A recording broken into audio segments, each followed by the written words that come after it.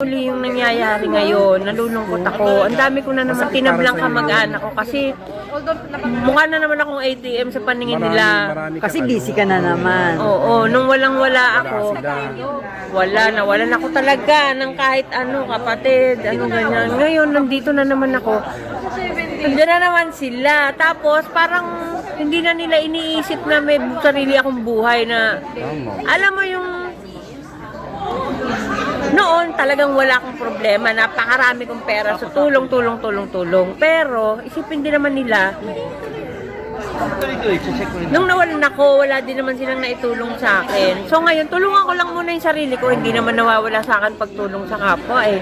Kaya lang, kailangan huwag tayong mag-guilty sa pagka-ties natin sa mga taong ganon. Kasi kung pinapaliit nila yung pagkatao mo, tapos ginagawa kang ATM at walang pahalaga sa'yo kundi ganon, pera.